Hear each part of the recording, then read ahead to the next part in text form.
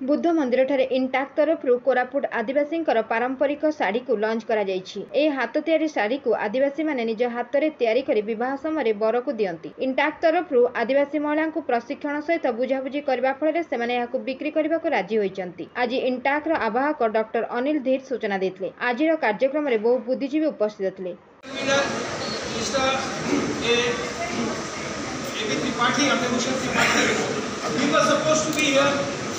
भारतीय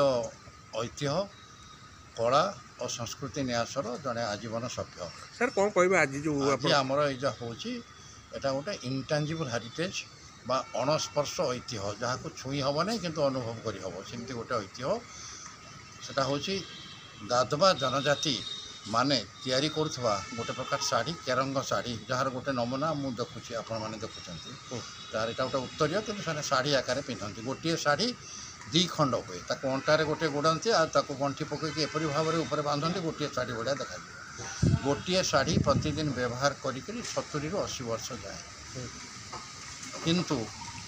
क्रमागत भाव में से जनजातिर लोक मैंने ये कला को भूली गले अल्प केतोटी गाँव में खूब अल्प संख्यक 2 संख्या विशिष्ट 70 ରୁ 80 जन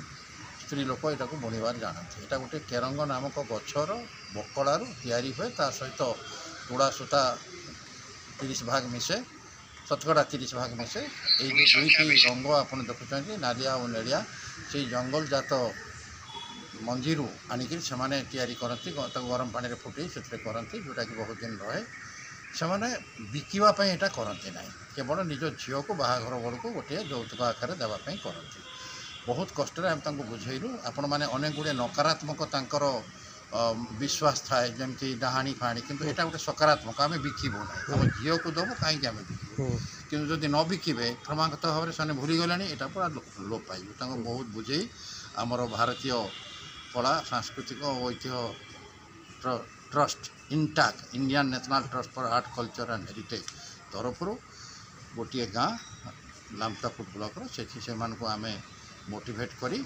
इटा पुनर्बार पुनरुद्धार करने आम कलु 6 खंड शाढ़ी करके आमको देले 6 खंड माने